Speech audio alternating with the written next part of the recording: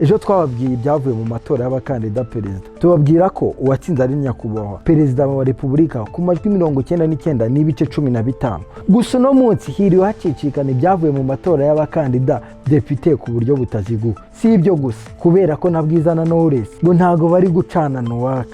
Hey, ese byagenze bite? Reka turebe ibyiriwe kuri ino mihanda. Kuwa kabiri tariki ya 16 2024 ku isaha ya saa 11 z'umugoroba, Prezida wa komisiyo y'igihugu y'amatora Madame Gasinzigwa yatangarije abanyarwanda imibare yibanze yavuye mu matora y'abadepite ku buryo butaziguye. Uyu munsi tukaba tugiye kubatangariza ibarura ry'amajwi y'abadepite 53 batorwa mu buryo butaziguye. Yatangaje ko bakurikiranye ku buryo bukurikira. Ku mwanya wa mbere ni ishyaka FPR Inkotanyi ifatanyije n'indi mitwe ya politike irimo nka PDC, PPC, PSL, PSP na UDPL ifite amajwi angana na 62 n'ibice 67. Ishyaka PL rigira angana n'10 n'ibice 97 kw'ijana. Ishyaka PSD rigira angana n'9 n'ibice 47 kw'ijana. Naho ishyaka riharanira kurengera ibidukikije na demokarasi Green Party rigira 5 n'ibice 30 kw'ijana. Ishyaka PDE rigira 5 n'ibice 81 kw'ijana. Ishyaka PES imbera kuri rigira 5 n'ibice 26 kw'ijana. Naho umukandida wigenga Nsengiyumva Janvier agira 0 n'ibice 51 kw'ijana. Perezida wa komisiyo y'igihugu y'amatora yakomeje gushimira abanyarwanda nanone ku bwitange bagize bungana na 96 n'ibice 73 kw'ijana. Yongeye kuvuga ko bazatangaza ibyavuye mu matora ku buryo bwa burundu kuri tariki 27 z'ukwa karindwi 2024. Uretse iyo nkuru y'amatora hari n'ibindi byiriwe ku mihanda. Ese iyi nkuru ya Knowless Butera na Bwiza Merance yo ndayihera hehe? Reka nze nyihere tariki 16 z'ukwa karindwi 2024 ubwo nyakubahwa perezida wa Repubulika Paul Kagame yajyaga kwiyamamaza mu karere ka Bugesera. Umuhanzikazi Knowless yasabye perezida ko nabona umwanya azatumira abantu batuye muri Bugesera nk'abaturanyi be bo ku musozi wa Karumuna maze bagatarama. Muri bigenda neza, mwabonyemo umwanya, mwaruhutse, muzagire gutya mudutungure nyakubahwa chairman, mudutumire nk'abanyabugesera b'abaturanyi hariya mu rwuri rwanyu kabisa. Sibyo uzanya nyakubahwa chairman, dutaramire ziriya nyambo, twishime, twinegure. Mu kinyarwanda niyo habaye ibintu nk'ibi, habaho no kwinegura. Tuze twinegure, ubuzima bukomeze neza. Prezida nawe arabimwemerera.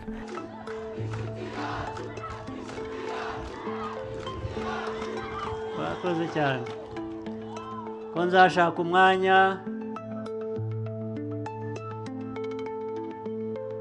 nkabatumira tugatarama, ndetse twebwe kubera imyaka yacu naho tugeze n'ibyo twagiye buri gihe kigira ibyacyo.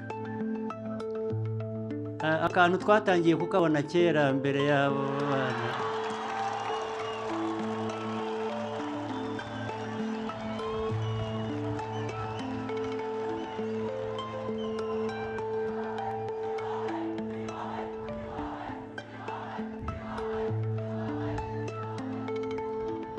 Hanyuma ubwo abantu iyo bataramye barishima, ndetse kubera ko katugezeho kera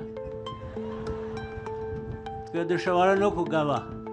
Ntibyatinze ku cyumweru tariki ya 14 z'ukwa karindwi 2024 imvugo ibingiro, perezida wa Repubulika Paul Kagame ataramana n'abahanzi batuye ku musozi wa Karumuna. Gusa ikibabaje, umuhanzikazi witwa Bwiza we ntago yagaragaye muri icyo gitaramo kandi ari mu batuye kuri uno musozi wa Karumuna. Ndetse no mu bikorwa byo kwamamaza yarabyitabiriye byose we na Bruce Melody mu ndirimbo yabo yakunzwe cyane.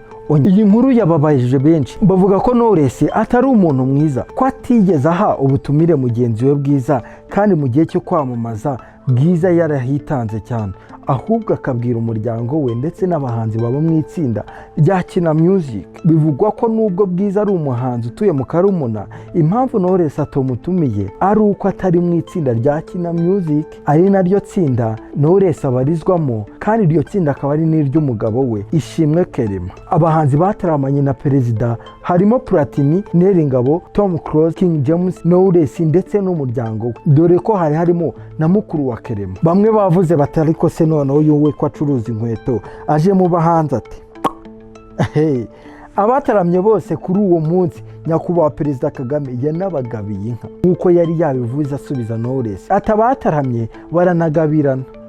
ubwo tuzabagabira rero. Abantu bakurikirana iby'imyidagaduro bashatse kumenya ngo se byagenze bite. Ndambaza Bwiza, ndamwibariza, ndamubaza hama ko nabonye abantu bari kwandika ngo we ngo ntago wagiye kureba abandi uko babagabiye wowe kutagiye. Aravuga ati nge nari ndyamye, papa we wa Bwiza araza arambwira ati k'abantu abandi bahanzi ba Karumuna bagiye wowe kutagiye. Ati nanjye kuri akuntu mwabibonye niko nabikoze iki? Ati niko nabibonye. Ati twanahuriye no kuri site y'itora, ati njya no kubasuhuza nyine. Hari ukuntu nyine umuntu agusuhuzanya isoni. Gusa Knowless na Kerema ntabwo nabo babuze ababadefanda. Uyu ni DJ Brian yavuze ati nawe ari wowe Perezida wa Repubulika guhamagaye, ntago wabwira abaturanyi n'abandi bose, ahubwo wabwira umuryango wawe akaba ari wo muserukana, buri wese akurura yishyira. Ese ubundi ko mwumvishe Knowless asaba nyakubahwa Perezida wa Repubulika yasabiye abahanzi bose cyangwa yarisabiye we n'umuryango we? Knowless asaba ngiye uko nabibonye uko nabyumvishe ameze yarisabiye, kandi reka mbabwize kuri mw'abantu mwese hano buri wese bamuhaye ubushobozi bwo kugera kuri Prezida bakamubwira ngo vuga. Ndabizi neza ko utaburi gusabira rubanda, waba uri gusaba ku giti cyawe, sibyo? Waba uri gusaba ku giti cyawe wenyine uwumwe, ahubwo wenda nuko nk'abahanzi nkuko bavuze ngo abaturanyi, abandi bakavuga batese ko muri kurenganya Knowless ubundi niwe uhitamo abantu bahura na His Excellence agira protocole ndende, ntago Knowless ari umuhitiramo abantu baraza guhura. Gusa ntiwamenya ngo ninde uri mukuri cyangwa ninde uri kubeshya, ariko nimba ariko biri koko Knowless akaba yirengagije Bwiza.